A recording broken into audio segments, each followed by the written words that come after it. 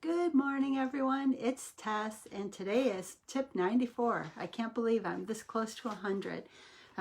I'll say being part of Doc V's groups has really given me some topics that I can talk about. And this morning, just because of some conversations that have been happening over there, I wanted to look at protein because protein comes up just as much as like yesterday, the green smoothie idea. So what I wanted to do is look at what are the medical journals saying. Again, I am not a medical professional. I'm not a doctor. I'm not a nutritionist. I'm a bariatric patient who's just trying to stay engaged in my journey and be knowledgeable because I need to be taking care of myself and understanding for myself. So that's all I'm doing is learning for myself. We all need to do that for ourselves. But what happened is when I looked into protein, I looked at U.S. News, Harvard Medical, Healthline, and what I found is I found some patterns. And again, we're all different. We have to talk to our medical teams and find out what's in our best interest. Because I do talk to mine, and they do give me guidelines on how much protein they want me to get every day. And their guidelines really do fall within what I found in these articles. And some of these articles were as recent as March 22nd of 2021. U.S. News, because U.S. News, Harvard, Healthline, all of these have been talking about protein. And kind of what they were saying is that one of the things we need protein for is losing weight, gaining muscle, or just staying strong. So those are things that we all want to do. Where the issue started to come into play is how much protein do we need? There seems to be a lot of different schools of thought on that. And they have talked about in all three of these articles how they are finding that we can have more protein than what we once thought.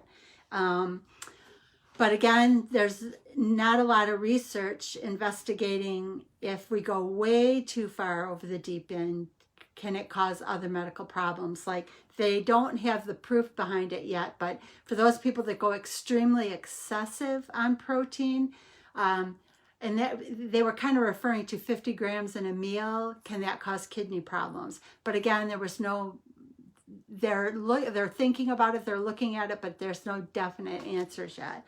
Kind of what popped up in all of the articles is something I mentioned yesterday, which is macro balancing. And that's kind of where they talk about your 3 macronutrients are protein, fat, and carbs. And the green smoothie came up with the carb idea because I talked about carbs yesterday. And in these particular articles, they were talking about protein. Harvard kind of said 15 to 25% of protein daily of your daily caloric intake. And Healthline was talking about 25 to 30%. And I've kind of seen both those ranges and in multiple areas. They were referring to like if a 50-year-old woman who's inactive and weighs 140 pounds, she should be getting about 53 grams of protein a day. Again, if you do macro balancing, that's like balancing how much fat, protein, and carbs you're getting with your total calories per day. So that's something to look into if you haven't looked into it so that you can kind of decide what's best for you. What I did learn is we all know protein is primary in losing weight, gaining muscle, and staying strong. I also found that there are 20 amino acids in proteins, and there are 9 essential amino acids. And those 9 essential are items that cannot be produced by the body. The other of the 20 amino acids, some of them the body can produce, but of those 9 essentials, the body cannot produce the essentials. And they were talking about, of those 9 essentials, there are a couple of places where you can get the 9 essentials, and they're in animal products, soy, and quinoa. So animal products, soy, and quinoa are considered complete proteins because they provide those 9 amino acids that our bodies don't produce. Again, I'm not medical. This is just what I read in articles in Healthline, U.S. News, and Harvard Medical. The one thing that they were talking about is that, you know, almost every single article recommended that you're getting at least 50 grams of protein a day. The one thing that did kind of come up in all of this, well, multiple articles talked about if you want to calculate specific to yourself, that you want 0.36 grams per pound of weight that you have. And that was consistent with US News, Harvard, a couple other areas that I looked at. Again, highest quality is dairy, eggs, and meat. Cleveland Clinic kind of pointed out, oh yeah, Cleveland Clinic I looked at too. Hi Dolly, good morning.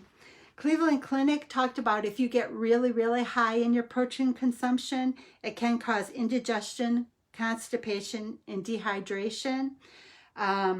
So I don't know how true or not, but my nutritional team from my medical team from bariatric said that when you get over about 30 grams of protein in any meal, that your body isn't able to absorb that much anyway, so it's almost like wasted calories. And if I'm remembering right, I think protein is about 9 calories per gram, so you don't want to waste those calories because there's plenty of other things that you can eat. And the idea that they're still trying to research if it can cause kidney problems, that's an issue. But something that kind of came up yesterday in, like I said, Dr. V's group is people were arguing about like protein shakes and should you add them to your green smoothies. And again, we all have medical teams. We should be talking to our medical teams to determine what we need. But what they did point out in all of these articles, US News, Harvard, Healthline, and Cleveland Clinic, is that protein shakes are thought of as being they're considered supplements. So they are not regulated by the FDA. Now the concern around that is that you're going to want to make sure if you're getting protein shakes and processed protein products that you are making sure you're buying quality products, because since they are not regulated by the FDA, many are known to contain banned products, unhealthy products, and substances such as metals that we all know sometimes have been thought to cause Alzheimer's and dementia, stuff like that. Again, I'm not medical. I don't know the behind it. But if we know they're not regulated, then we have to take extra steps to make sure that if we are including those, we're including top quality. Because we do know amino acids are essential. We do know those amino acids come from protein. Almost all 20 amino acids are found in, like I had mentioned earlier, animal products, soy and quinoa. And we want to make sure that we're getting those essentials, which are complete. The 9 essential amino acids our body does not produce are called complete, they're complete, see, even me, they're complete proteins. The 9 amino acids our body does not produce are called complete proteins. Those 9 can be found in animal products, soy and quinoa. That's why we all tend to head in that direction. But again, I just want to mention that there's beginning research. They don't know for sure, but they think if you go excessive, like over 50 grams of protein in a meal, they're wondering if it can be connected to kidney problems.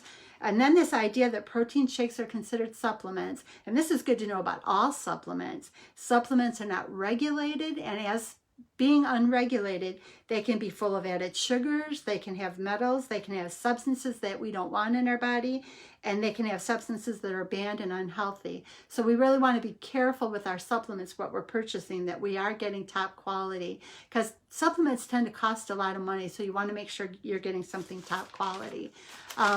I'll kind of review what I just said and then let you guys all go for your wonderful day. But this really kind of made me wonder. We know protein's critical. Protein is what helps us lose weight. It's what helps us gain muscle and what helps us stay strong.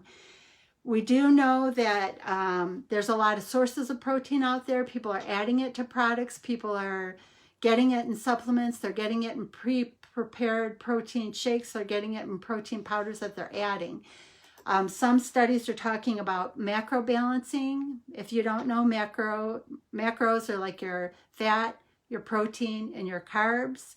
Harvard and Healthline both kind of Harvard referred to protein as 15 to 25%. If you're going to macro balance, meaning 100%, say 15 to 25% would be protein of your calories per Harvard, and Healthline said 25 to 30%. And I've kind of heard that 15 to 30% in multiple areas, and even in some other groups I've been in.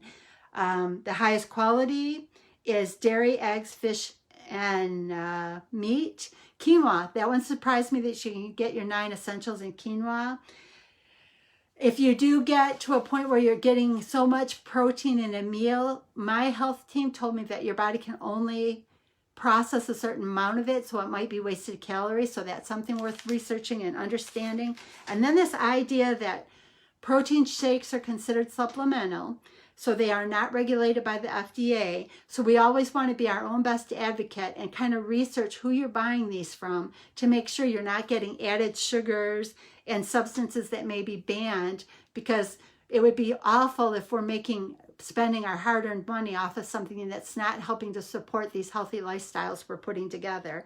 Again, I'm not medical, I'm not a nutritionist, I'm not a doctor. I'm a bariatric patient who wants to be educated and learn, because I've lost the weight now a second time, and I don't want to have to do it a third time. So every day I want to do something towards educating myself to be better informed to take care of my own health. So I hope that if something I said triggers you, maybe do some research, talk to your medical team. Everything I find, and they just kind of giggle at me, everything I find I talk to my medical team about, or ask them about what their thoughts are. Or before COVID hit, I would go to my meetings, and they were always encouraging of whatever I would ask, because the best way we can take care of our health is to be involved in it. So I hope you find something useful. We are our own best advocates. They're saying protein is good for you. We want to get those 9 essential amino acids that are not able to be produced by our body, which they are saying are found in quinoa, soy, and animal products. And you can decide, talk to your medical team about how many grams of protein you need a day, and make sure that you're making your health the best. We want to be ready no matter what we face out in the world, that we're strong physically, mentally, and health-wise, all parts of our body, to be ready to take on the world and make the best possible adventures and decisions for our future. Thank you, and you guys have a beautiful day.